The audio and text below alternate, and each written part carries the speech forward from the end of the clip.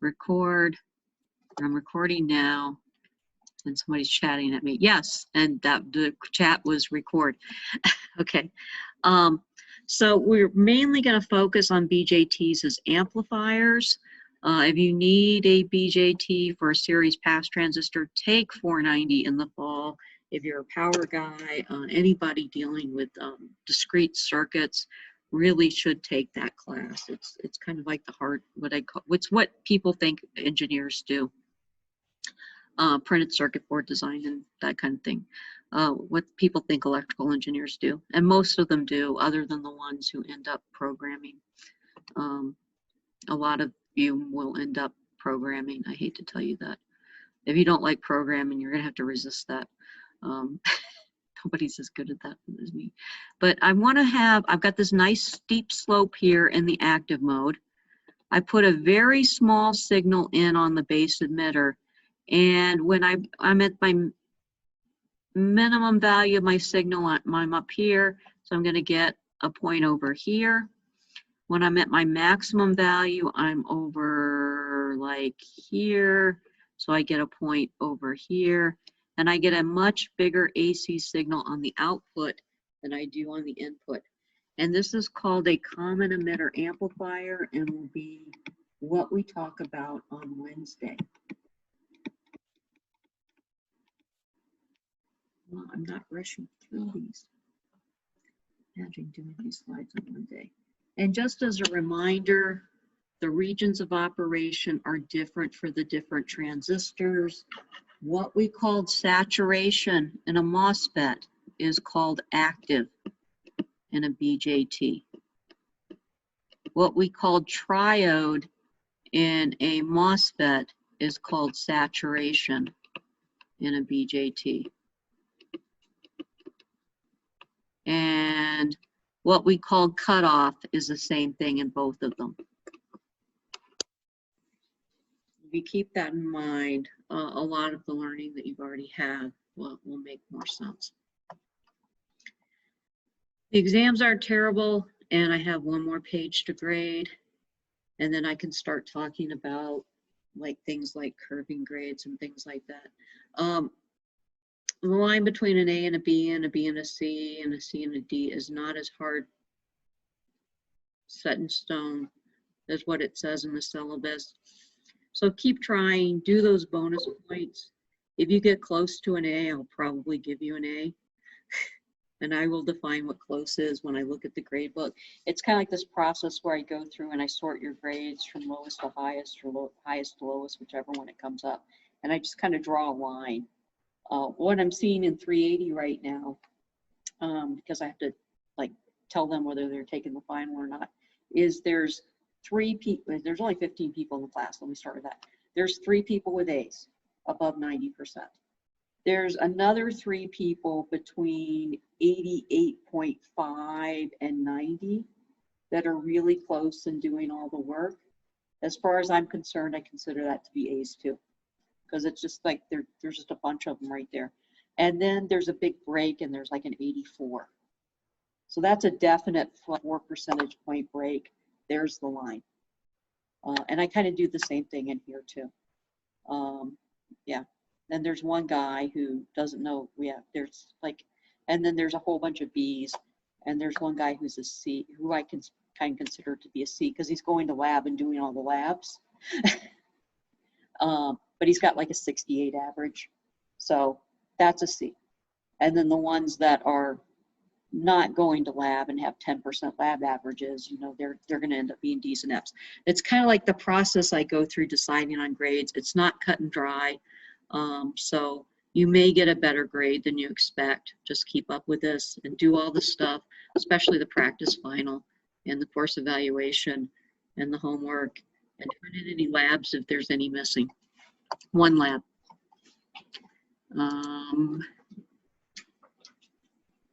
Yeah, it could be, it very likely almost always is curved to some extent.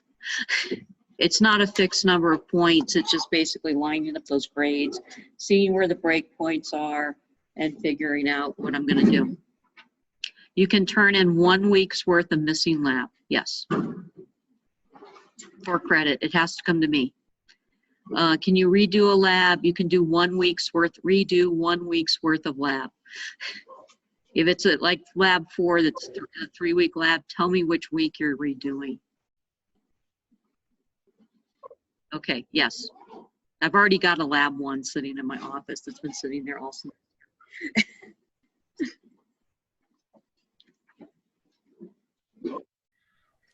Also, if you don't mind me asking a question, Okay.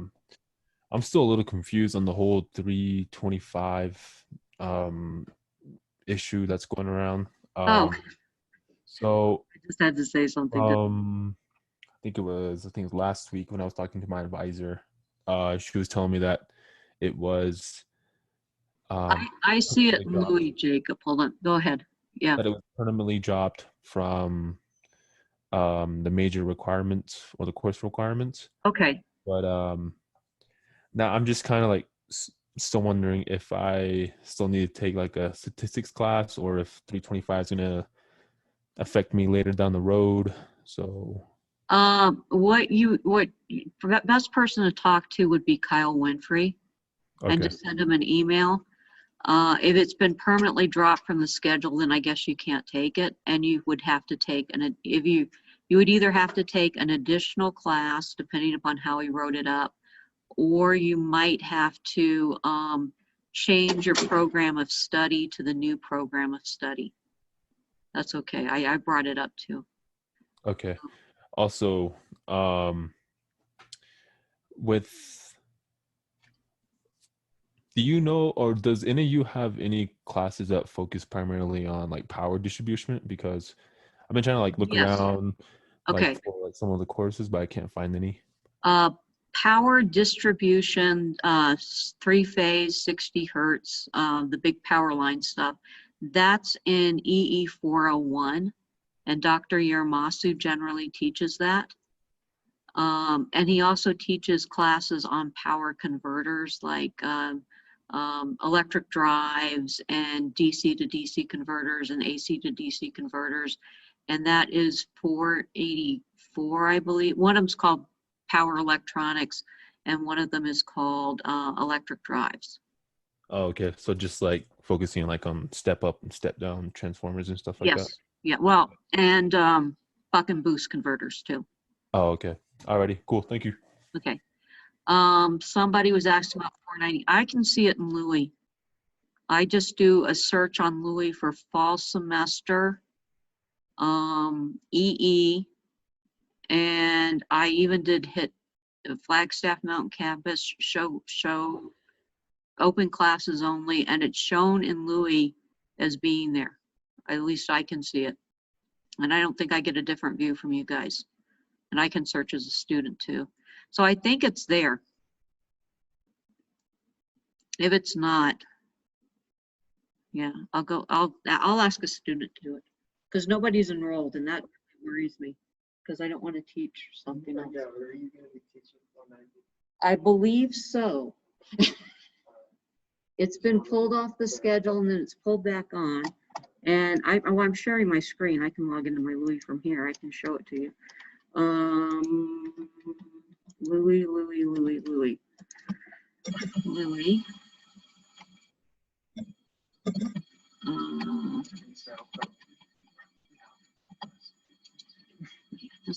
It's so much fun. It's almost as much fun as 186.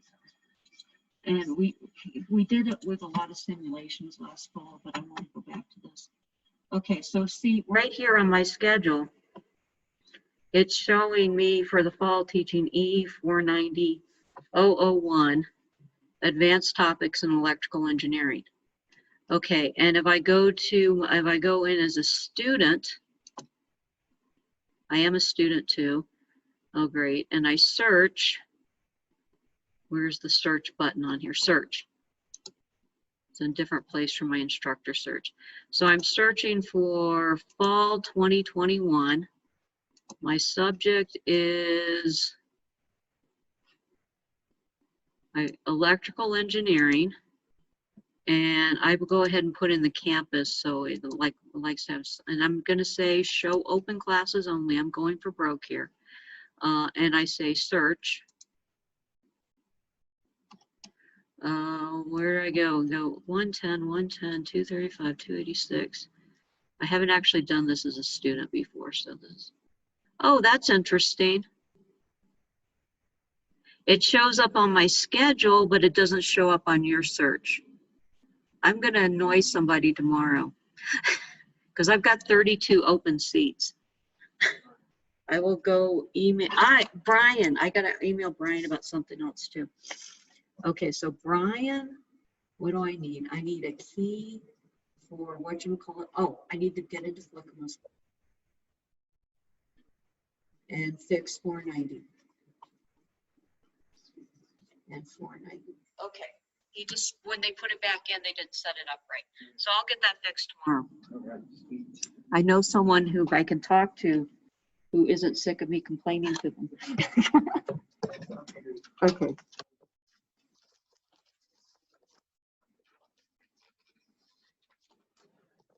Yay.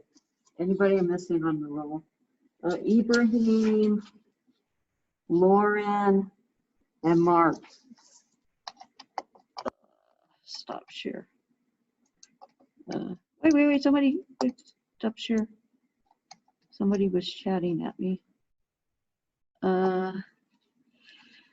Is there a master's program for electrical and computer engineering? Yes. If you're interested in the strongest things that NAU has in electrical and computer engineering is communications, like 348, the mathy stuff, and also power systems. Dr. Yermasu has a lot of master's students. We do have a controls professor also who takes master's students. And then of course my lab where we work on everything, hardware, printed circuit boards, microelectronics, and then there's another professor doing microelectronics too. We're basically putting big cryptographic systems together, which is a lot of, it's programmers and electrical engineers and physicists all working together. So that's kind of fun. Oh.